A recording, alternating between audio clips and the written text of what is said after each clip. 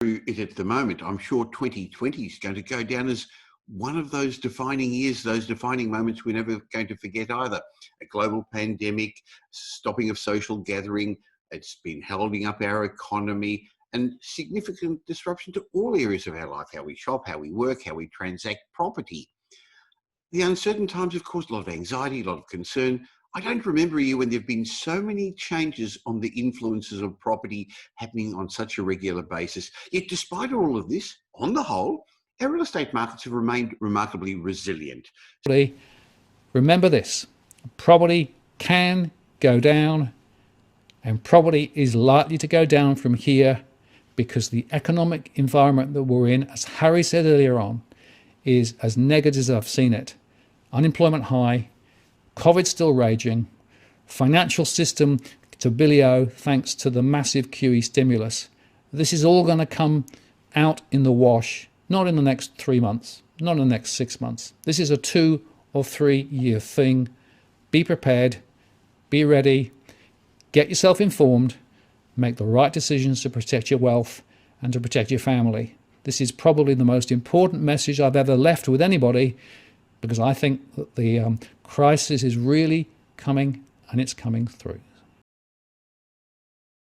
One of the things that people have been concerned about, and we've talked about a couple of times, is this fiscal cliff that people were worried the government was going to pull out the rug from under us, the various support mechanisms. Now, we both said we don't believe it's going to be the case. We're not going to fall off the cliff in September, like some people are concerned about. We're going to see another reason why there's going to be a cliff ahead, unfortunately. So I think the rental sector is another leading indicator of more trouble ahead. As you say, consumer confidence is already dipping a little bit. The last ANZ Roy Morgan Consumer Confidence Index showed a dip again, and that was before the announcement of the lockdown in Melbourne. Having said that, business confidence has been increasing because, again, when it was last measured, it looked like we were getting back to normal. But that's very fragmented. So some states are doing well, businesses are opening up again, but the Melbourne property market's clearly going to be affected by this. Even if you take the CPI numbers as honest, which they're not, right, people are going to get squeezed. Absolutely. Right? If in fact CPI is actually understating the reality, as my data suggests, people are already being squeezed. That's why we've got mortgage stress now at 40%. Right? Yes. Because that's the cash flow, looking at everybody's income and expenditure, including mortgages, right? And what that tells me is that we have a whole pile of distress here, right, which has got to work itself out. There was also some good news, if you look for it, with regard to the employment figures. They came out last week, Andrew, and different commentators saw either good or bad, depending if you want the glass to be half full or half empty. It is redundancy. It's not temporary layoffs, right? It's not a JobKeeper story. It's permanent resizing of the business. And unfortunately, if you tot up all of the thousands and thousands of jobs that have been announced, as well as the ones, of course, that haven't been announced, this is a really serious wave. And that's why my expectation is that the unemployment rate is going to be significantly higher than the official rate, which is sort of 7.1 at the moment, right?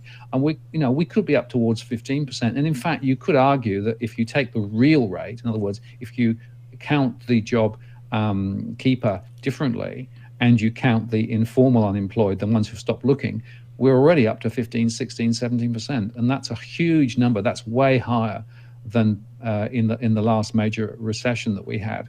And I do think unemployment is the key. It's the key to business confidence, it's the key to consumer confidence, it's the key to the mortgage market and everything else, and home prices too. And with that level of unemployment, I can't see how we're going to get out of this without a considerable downturn. Because other than Victoria, we are opening up our economies, shops are opening up, people are starting to spend, and interestingly, people are travelling all those who would have gone overseas are now travelling locally whenever they can, Andrew, and that's good for our local tourism and also for the local retail economy. And, you know, they're now warning very seriously about the fact that this is not going to be V-shaped, this is going to be long, and it's going to be tortuous, and it's going to be 2 or 3 years before things are back to where they were. I think that's important context, right, for everything that we talk about, because there are still people in Australia who are talking about V, bounce back, no, nothing to see here, you know, it's all over. Unfortunately, I don't think it is all over, and I think that wherever you look, you can see signs of more distress ahead.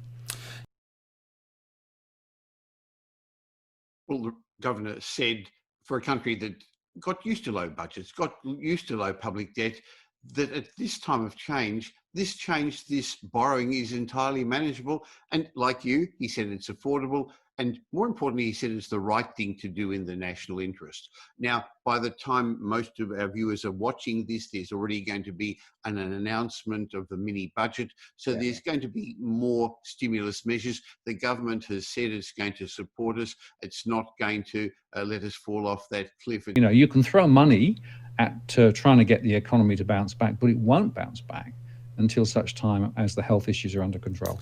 Yeah.